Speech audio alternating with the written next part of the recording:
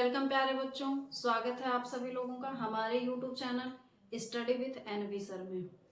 तो हम लोग क्या पढ़ रहे थे, कक्षा 10 का फिजिक्स पढ़ रहे थे, जिसमें से हम लोग विद्युत चैप्टर में क्या दो सूत्र के निगमन को कर लिए थे, श्रेणी क्रम संयोजन और समांतर क्रम संयोजन।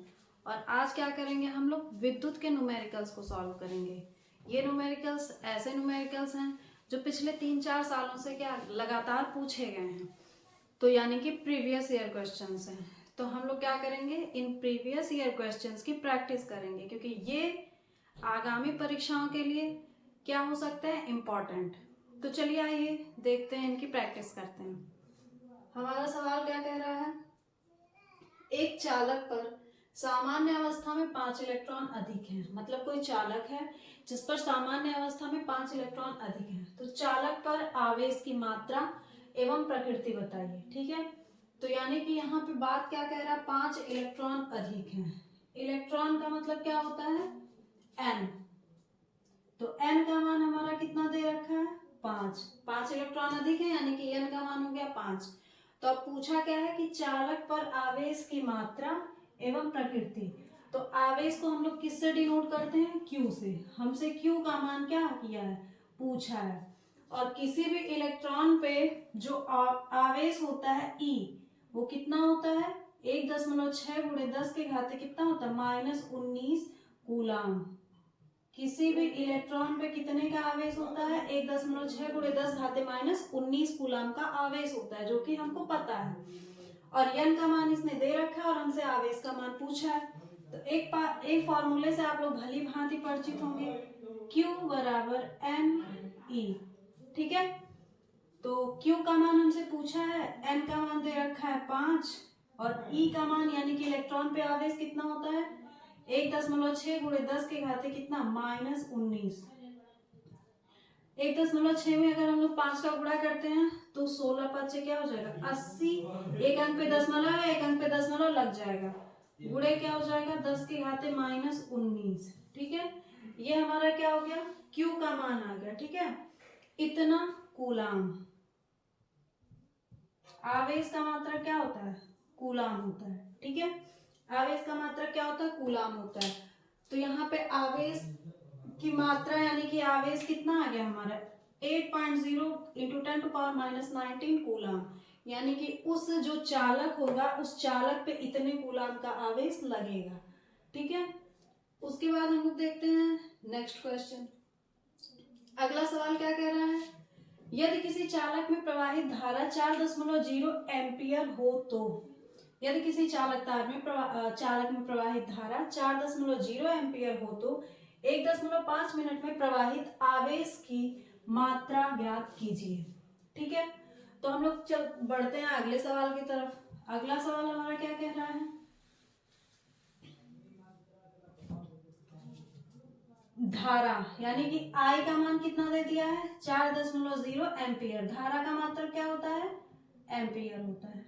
ठीक है, मात्रक आप लोगों को तैयार रखना है, क्योंकि बहुविकल्पीय सवालों में मात्रक से सवाल पूछे जाने की संभावनाएं रहती हैं। ठीक है, तो धारा का मात्रक क्या होता है, एम्पियर।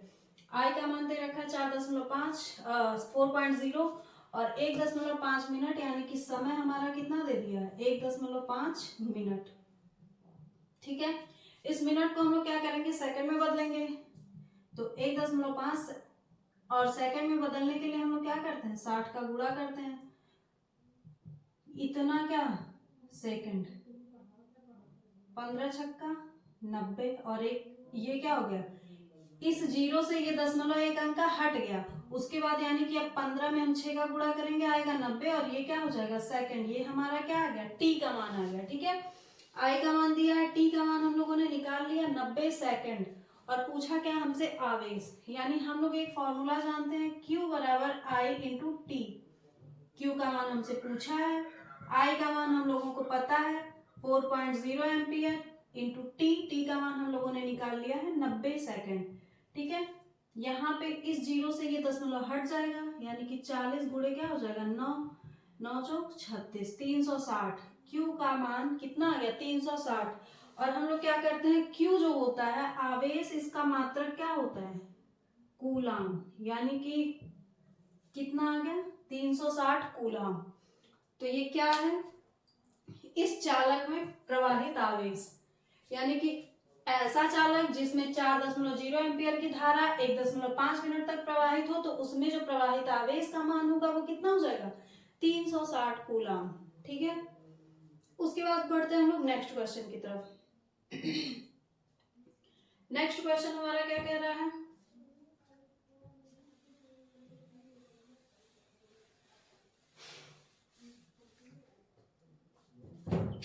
एक चालक में 1.6 एम्पियर की धारा 1.6 एम्पियर की धारा प्रवाहित हो रही है प्रति सेकंड। प्रति सेकंड का मतलब क्या होता है, 1 सेकंड। प्रति सेकंड चालक से गुजरने वाले इलेक्ट्रॉन की संख्या क्या होगी, इलेक्ट्रॉन की संख्या क्या होगी। इलेक्ट्रॉन की संख्या का मतलब क्या होता है, n का मान हमसे पूछा है। ठीक है, तो हम लोगों को पहले देखते हैं इसमें दिया क्या है, एम्पियर की धारा यानी कि I का मान दे दिया है कितना 1.6 एम्पियर,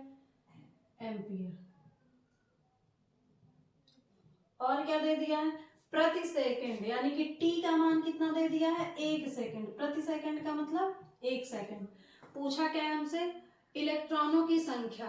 ठीक है, तो Q बराबर होता क्या है IT, लेकिन Q यहाँ पे क्या है आवेश है, और हमको इलेक्ट्रॉनों की संख्या यानी कि N का मान हमसे पूछा है। तो Q बराबर हम लोगों को पता है क्या होता है NE, और बराबर किसके हो जाएगा IT के।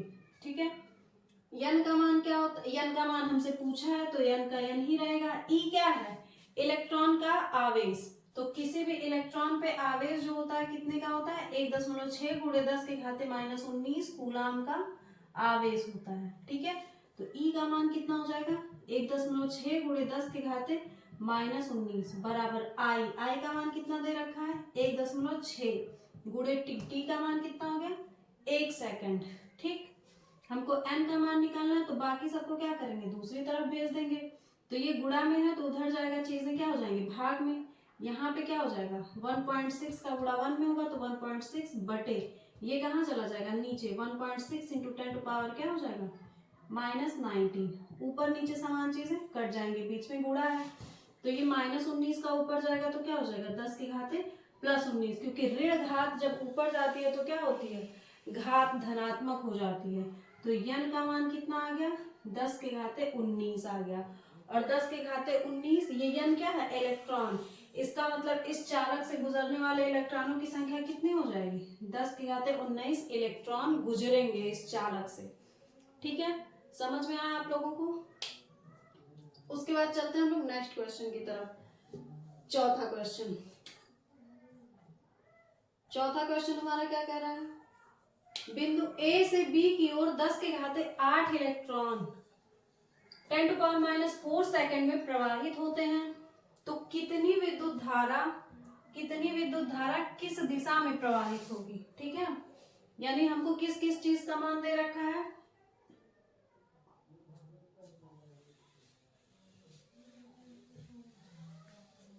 चलिए देखते हैं। इलेक्ट्रॉन यानी कि n का मान हमको दे रखा है कितना 10⁸ इलेक्ट्रॉन, यहाँ पे कह रहा है ना इतने इलेक्ट्रॉन, और इलेक्ट्रॉनों की संख्या को हम लोग n से दिखाते हैं। 10 के घाते -4 सेकंड, सेकंड मतलब यहाँ पे समय की बात की जा रही है 10 के घाते -4 सेकंड। ठीक है, तो पूछा क्या है कितनी विद्युत धारा किस दिशा में प्रवाहित होगी। तो विद्युत धारा का मतलब हमसे I का मान पूछा है, I का मान हमसे पूछा है। अब I का मान हम लोग कैसे निकालेंगे, Q बराबर क्या होता है I इंटू टी होता है। ठीक है, I का मान हमसे पूछा है, T का मान दिया है, लेकिन Q का मान हमको नहीं पता है, तो Q बराबर हम लोग क्या लिख सकते हैं NE बराबर क्या हो जाएगा IT, तो होता ही है। N क्या है इलेक्ट्रॉनों की संख्या है जो कि कितना दे रखा है 10⁸, और E क्या है इलेक्ट्रॉन पर आवेश जो कि कितना होता है 1.6 इंटू 10⁻⁹ बराबर I का मान कितना है पूछा है, यही तो निकालना है हमको, और गुणे T का मान कितना दे रखा है 10⁻⁴ का सेकंड। ठीक है, हमको धारा का मान निकालना है, धारा को यहीं रखेंगे बाकी इधर भेजेंगे। इसको क्या लिख सकते हैं 1.6 गुणे ये 10 के घाते -19, घात ऋणात्मक है, इसकी घात धनात्मक है, तो दोनों का क्या हो जाएगा, घटाएंगे तो कितना आ जाएगा, 10 के घाते -11 आएगा। माइनस क्यों आएगा, बड़ा 19 है और 19 का चिन्ह माइनस है तो माइनस में आएगा। ये 10 के घाते -4 इधर आएगा तो क्या हो जाएगा, भाग में हो जाएगा। तो आई बराबर हमारा कितना आ गया, 1.6 गुणे 10 के घाते -11 पहले से था, 10 के घाते -4 को ऊपर ले जाएंगे तो घात क्या हो जाएगा, प्लस में हो जाएगा। तो उसके बाद क्या हो जाएगा, आई बराबर, अब यहाँ पे फिर से क्या है, दोनों का आधार समान है और घातों को क्या करेंगे, जोड़ेंगे, लेकिन इसकी घात माइनस है, इसकी घात प्लस है, तो घातें आपस में क्या हो जाएंगी, घट जाएंगी। तो 1.6 गुणे 10 के घाते क्या हो जाएगा, 11 में से 4 जाएगा, कितना आएगा, 7, और वो भी किस में आएगा, माइनस में, क्योंकि 11 क्या है, बड़ा और उसका चिन्ह माइनस में है। तो आई का मान क्या आ गया, 1.6 गुणे 10 के घाते कितना आ गया, -7। और आप लोगों को अच्छे से पता है कि आई का जो मात्रक होता है वो क्या होता है, एम्पियर होता है। तो यानी कि इतने एम्पियर की धारा क्या हो जाएगी, प्रवाहित होगी इस चालक में। और जो धारा है वो किस दिशा में प्रवाहित होगी, बिंदु ए से बी की ओर इतने इलेक्ट्रॉन जा रहे हैं, तो जो धारा की दिशा होगी वो क्या हो जाएगी, धारा की दिशा वो बी से ए की ओर होगी, यानी कि इलेक्ट्रॉनों के विपरीत दिशा में होती है, तो बी से ए की ओर। ठीक है, उसके बाद बढ़ते हैं हम लोग नेक्स्ट क्वेश्चन पे। अगला क्वेश्चन हमारा क्या कह रहा है, ए तथा बी के मध्य दिए गए, ए एवं बी के मध्य दिए गए परिपथ का तुल्य प्रतिरोध क्या होगा। परिपथ कहाँ पे है, यहाँ पे है। इसमें क्या निकालना है हमको, तुल्य प्रतिरोध निकालना है। तुल्य प्रतिरोध कैसे निकालते हैं, हम लोग इस तुल्य प्रतिरोध का निगमन देख चुके हैं, तो फिर कोई दिक्कत होनी नहीं चाहिए। तो हम लोग चलिए आगे देखते हैं। ये बात है इस फिगर की। इस फिगर में हम यहाँ पे थोड़ा इसको बड़ा बना देते हैं।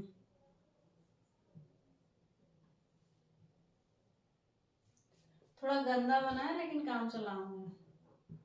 बी, यहाँ पे क्या था, ए, यहाँ पे 2 ओम का प्रतिरोध है, ये भी क्या है, 2 ओम है, ये भी क्या है, 2 ओम है। ठीक है, तो यहाँ पे अगर कोई धारा जाएगी तो इस 2 ओम के प्रतिरोध से होने के बाद वो धारा यहाँ 2 भागों में बट जाएगी, और ये बंद परिपथ और 2 भागों में धारा बट रही है। इसका मतलब ये जो 2 ओम है और ये 2 ओम का प्रतिरोध किस क्रम में है, समांतर क्रम में है।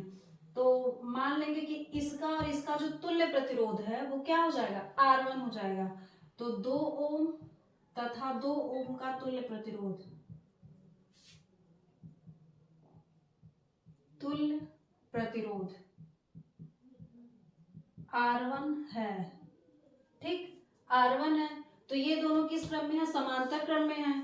तो 1/R1 तुल्य प्रतिरोध क्या है, हमने R1 माना है, तो 1/R1 बराबर क्या हो जाएगा, पहला प्रतिरोध 1/2 और दूसरा प्रतिरोध 1/2। आधार समान है दोनों का, तो अंश को उसके चिन्ह के साथ उतार लेंगे।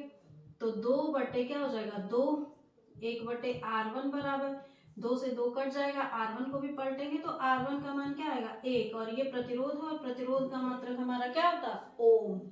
ठीक है, तो अब देखिए इन दोनों की जगह पे हम 1 ओम का प्रतिरोध लगा देंगे। ये तो है ही, यानी कि ये 2 ओम का प्रतिरोध है और इसकी जगह पे हम लोगों ने 1 ओम का प्रतिरोध लगा दिया। यहाँ पे बिंदु ए, यहाँ पे बिंदु बी। अब जो धारा जाएगी वो इस प्रतिरोध से होते हुए इस प्रतिरोध से चली जाएगी, यानी कि अब ये प्रतिरोध और ये प्रतिरोध किस क्रम में है, श्रेणी क्रम में। और जो श्रेणी क्रम में तुल्य प्रतिरोध होता है वो क्या होता है, R बराबर R1 प्लस R2 होता है। तो R बराबर क्या हो जाएगा, R1 यानी कि 2 और R2 यानी कि 1, 2 1 3, 3 ओम। ये क्या आ गया, R यानी कि तुल्य प्रतिरोध। तो इस जो पूरे परिपथ का तुल्य प्रतिरोध होगा वो कितना हो जाएगा, 3 ओम का हो जाएगा। ठीक है, पूरे परिपथ का तुल्य प्रतिरोध कितना हो जाएगा, 3 ओम का हो जाएगा। तो ये क्या थे, आज के कुछ क्वेश्चंस थे जो कि प्रीवियस ईयर एग्जाम में पूछे गए हैं, यानी कि बोर्ड एग्जाम में, कक्षा 10 के बोर्ड एग्जाम में पिछले 3-4 सालों से लगातार पूछे गए हैं। तो इन सवालों की हम लोगों ने क्या की, सॉल्यूशन को देखा है, इन सवालों की प्रैक्टिस को किया है। आप लोग इसको क्या करेंगे, नोट करेंगे, इसको 1-2 बार सॉल्व करेंगे और बाकी कुछ सवालों की प्रैक्टिस हम लोग करते हैं नेक्स्ट क्लास में।